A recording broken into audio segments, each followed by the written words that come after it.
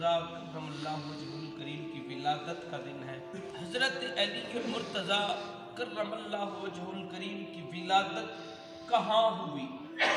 آپ کی والدہ فاطمہ بنت اسد کعبے کا طواف کر رہی ہیں، طواف کرتے کرتے درد محسوس ہوا، بچے کی ولادت کا، یوں اللہ کی بارگاہ میں عرض کرنے لگی، مولا یہ بچے کا ہے، ولادت کے آثار ہیں۔ بس غیب سے آواز آئی، اے اللہ کی بندی پریشان کیوں ہوتی ہے؟ جو تیرے بطن کے اندر یہ بچہ ہے یہ کوئی عام ہستی نہیں ہے، بلکہ یہ امام الاولیاء ہے، علی مرتضیٰ ہے، شیر خدا ہے، کر بیت اللہ شریف کے اندر چلی جا۔